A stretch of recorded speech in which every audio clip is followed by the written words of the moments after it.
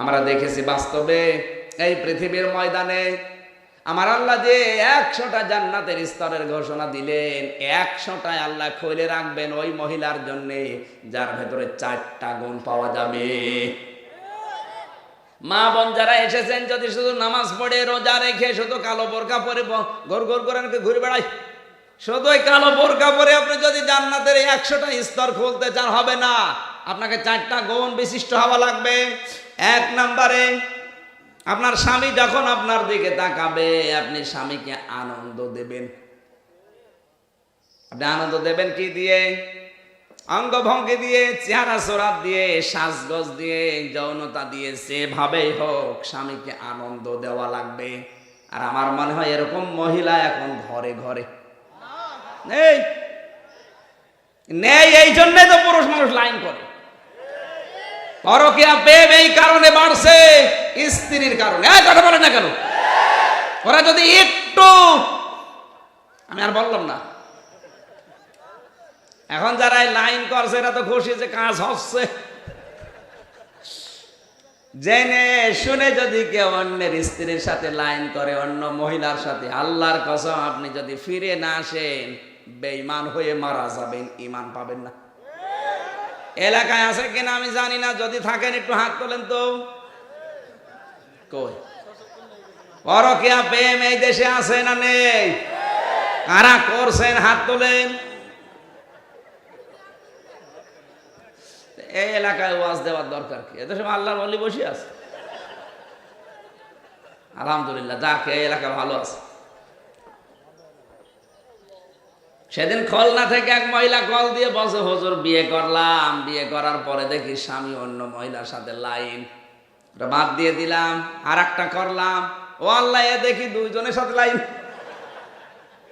ওরে বাদ দিয়ে দিলাম, আর একটা ধরলাম, এ দেখি এরকম নাই তো 1 জন ছিল প্রথমে, তো 2 জন, এ দেখি একেবারে হাজারও খেয়ে বেড়াচ্ছে। করবো কি? 4টা বিয়ে করলে তো মানুষ আবার বদনাম করবে। আপনি কোন কারণে লাইন করতে যান? যার সাথে লাইন করছেন ওর ভেতরে যা আছে আপনার বোর ভেতরে তাই আছে, নাকি কম বেশি আছে? কোন কারণে লাইন করেন বলেন? হুজুর লাইন করি এই জন্য কারণ আমারে আনন্দ দেয় না, আমাকে খুশি করে না। হ্যাঁ, এই জন্যই মেয়েদের জান্নাতের 8টা দরজায় যদি খুলতে চান, আপনাকে স্বামী দেখলেই যেন আনন্দ পায়। মেয়েদের অভ্যাস তৈরি করা দরকার। যতক্ষণ কাজ কামে থাকবেন, স্বামী যখন আসবে, স্বামী আসার 10 মিনিট আগে আপনাকে পরিপাটি হওয়া লাগবে, সৌন্দর্য বৃদ্ধি করা লাগবে। স্বামীকে আনন্দ দেওয়ার জন্য যদি কোনো মহিলা সাজগোজ করে, যতক্ষণ সাজবে আয়নার সামনে বসে, ততক্ষণ নফল নামাজের সওয়াব পাবে। স্বামী যদি বাড়িতে এসে আপনার দাঁত দেখে আনন্দ পায়, আপনি যদি হাসি দিয়ে একটা দাঁত বের হয়ে যায়, আপনি একটা নফল হজের সওয়াব পাবেন। 2টা দেখালে 2টা পাবেন। তিরমিজি শরীফের হাদিস, নবীজি বলেন 6টা দাঁতও যদি কেউ দেখায়, 6টা নফল হজের সওয়াব হবে। এত বারবার সুবহানাল্লাহ বলে বাড়ি যেয়ে দেখে সব দাঁত কেলি পড়ে আছে, দাঁত আর বন্ধ হচ্ছে না। মা বোন যারা এসেছেন, স্বামীকে আনন্দ দেওয়া লাগবে। আমি যতটুকু জরিপ পেয়েছি বাংলাদেশের গবেষণায়, এদেশে পরকীয়া প্রেম বাড়ার পেছনে কারণ স্ত্রী। এরা যদি একটু মনটা উদার করে, আমার মনে হয় পুরুষের দ্বারা দ্বিতীয় লাইন করা সম্ভব না। কারণ এই দেশের পুরুষের শরীর এমনি চলে না। ইন্ডিয়া হারবাল না কলকাতা হারবাল, এক কথা বলছেন। ও লাইন করতে যায় আপনার কারণে। আপনাকে আমি বলছি, আপনি একটু উদার হন। স্বামী আপনার পৃথিবীতে বড় মেহমান। হযরত উম্মে সালমা রাদিয়াল্লাহু তাআলা আনহা, তিনি নবীজির স্ত্রী। আল্লাহর নবী জিহাদের ময়দান থেকে আসবেন, এই জন্য নিজের শরীরকে পরিপাটি করে গোসল করে সৌন্দর্য বর্ধন করলেন। তাড়াতাড়ি করে বিছানার চাদরটা তুলে ফেলে নতুন চাদর বিছিয়ে দিলেন। আশপাশের মেয়েরা এসে জিজ্ঞাসা করে, কি আজকে এত সাজগোজ কি করবা? হযরত উম্মে সালমা বলেন, দেখো এই পৃথিবীর শ্রেষ্ঠ মেহমান আমার স্বামী আজকে আসবে। আপনার স্ত্রী কিন্তু এটা করে না, আমি জানি। ও সাজগোজ করে, বিছানার নতুন চাদর বিছায়। যদি জিজ্ঞাসা করেন, কি গো আজকে এত খুশি, নতুন চাদর বিছিয়েছো, কারণ কি? ও বলবে, তুমি জানো না লোক আসবে। তার মানে আপনি ওর কাছে লোকই না। ও আবার মহিলা প্যান্ডেলে দেখেন বসে বসে গল্প দিচ্ছে, এলাকায় সবাই আমার ভালো বলে, শুধু খোকার বাপ আমার দেখতে পারে না।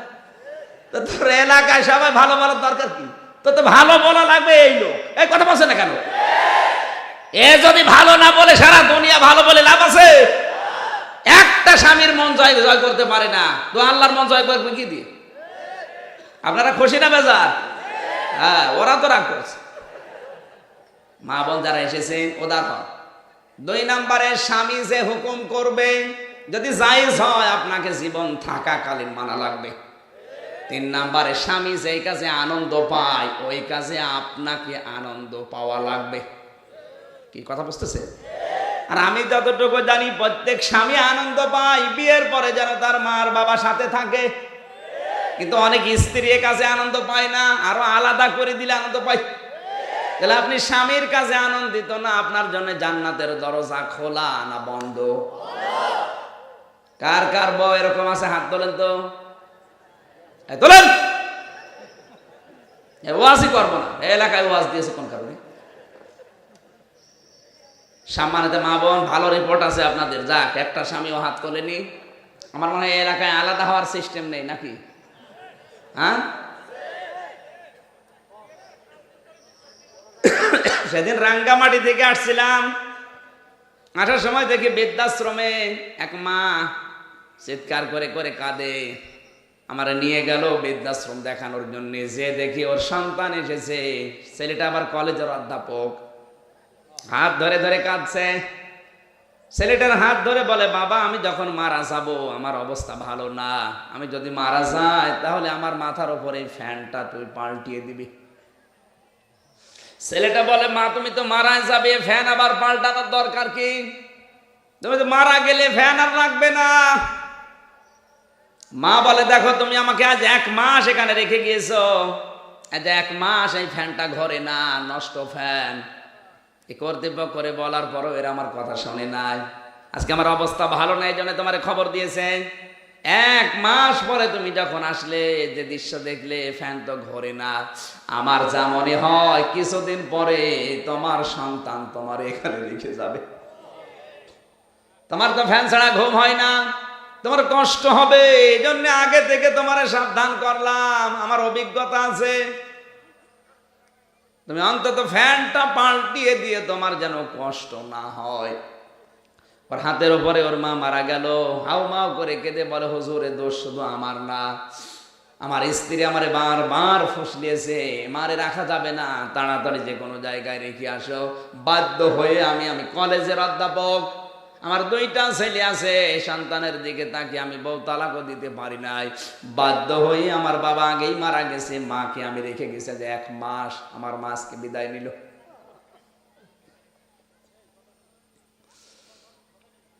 ও ঢাকাবাসী, এরকম পরিবেশ পরিবার বাংলাদেশে জেলায় নেই? বলুন। এক একটা শব্দ মার বাবার পক্ষে যেটা আমার মনে হয় দুনিয়ার চাইতেও ভারী। একটু খেয়াল করেন, আল্লাহ তাআলা বলেন, ওয়াকুল্লাহুমা কাওলান কারীমা। হে পৃথিবীর মানুষেরা সাবধান, মা বাবার সাথে কথা বলতে গেলে মাথায় ঝাঁকি দিয়ে বেয়াদবিমূলক কথা বলবা না। কথা যদি বলতেই হয় মাথা নিচু করে, কণ্ঠস্বর নিচু করে, আদবের সাথে সম্মানজনক কথা, সম্মানসূচক কথা বলো। কারণ মা বাবার সাথে কথা বলাও ইবাদত। সুবহানাল্লাহ বলতে পারেন নাই? আল্লাহ যদি এতটুকু শেষ করে দিতেন, আল্লাহর কসম এই আয়াত আমি পড়তাম না। এর পরবর্তী আয়াত আরো ভয়ঙ্কর, আখফিদ লাহুমা জানাহা যুল্লি মিনার রাহমা। খেয়াল করেন শব্দের দিকে, আখফিদ। আখফিদ খাফসুন শব্দের শাব্দিক অর্থ হচ্ছে ডাউন, ফল করা। শুধু ডাউন না, পাখি দেখবেন, পাখির যে ডানা শুধু ডাউন করে না, ডাউন ফল করে দেয়। কথা বলছেন এখানে? এখানে আল্লাহ দিয়েছেন আখফিদ লাহুমা, তাদের 2 জনের জন্য তোর ডানা ডাউন ফল কর। প্রশ্ন আসতে পারে, মানুষের কি ডানা হয়? হ্যাঁ, মানুষের তো ডানা হয় না, মানুষের বাহু হয়, বাহু বল।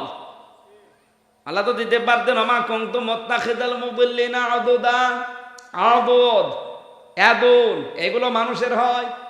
এই বাহুর ভেতরে যদি বল দেয় সেটা হয়ে যায় বাহুবল। দেখবেন যারা জিম করে, ব্যায়াম করে, এদের এই জায়গা শক্ত না নরম? শক্ত হয়ে যায়, এর নাম বাহুবল। এটা থেকে একটা সিনেমাও বানিয়েছে দেশে, বাহুবলী। মনে করছেন হুজুর কিছু জানেন না। আমার ভাইরা, আমার শিক্ষা দেওয়ার বিষয় ছিল, আমার আল্লাহ জানিয়েছেন দুইজন মার বাবার জন্য তোর ডানা, তোর কি?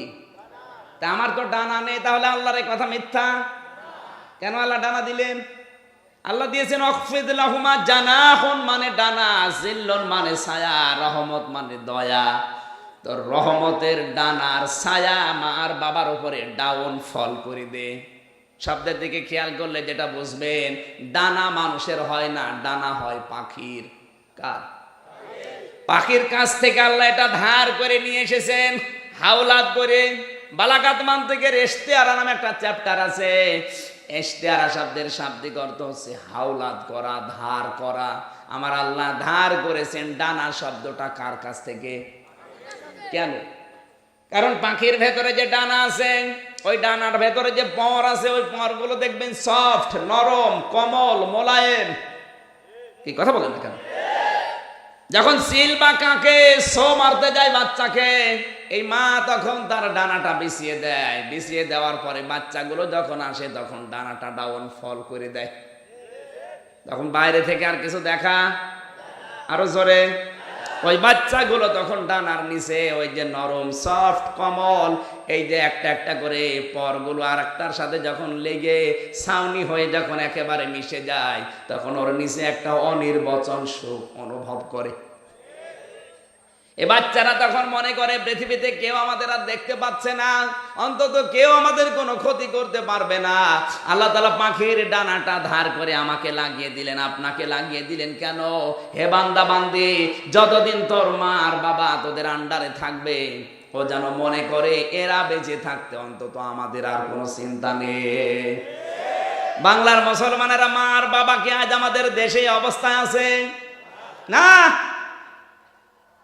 কত মার বাবা ঢাকা শহরে দেখবেন 70 বছরের মুরব্বী রিকশা চালাচ্ছে, কেউ উঠতে চায় না, জোরে চালাতে পারবে না। এই জন্যে মাঝে মাঝে একটু উঠে কিছু টাকা দিয়ে জিজ্ঞাসা করে, মুরব্বী বাড়ি কোথায়? বলে কুড়িগ্রাম, রংপুর। ছেলে মেয়ে নেই, বয়সে রিকশা চালাও, বলে আছে 5টা। 5 জন 5টা বউ নিয়ে থাকে, আমাদের 2 জনের খবর নেই, জমি জায়গা নেই, এই জন্য এসেছি। কেউ রিকশায় উঠতেও চায় না। অথচ ওই 5 জন যদি এক মোটা করে খাবার দেয়, 5 জনের 5 জন লাগে না, 3 বেলা চলে যায়। এখানে কত মানুষ আছে আমি জানি, তাদের মার বাবা যদি বৃদ্ধ আর বৃদ্ধা হয়ে যায়, সন্তানের টাকার অভাব নেই, ব্যাংকে চাঁদা পড়ে যাচ্ছে টাকা।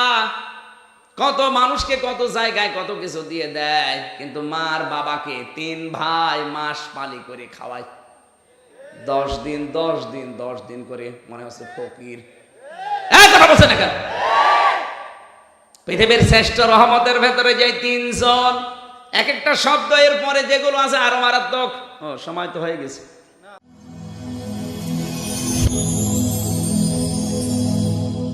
Rose TV 24.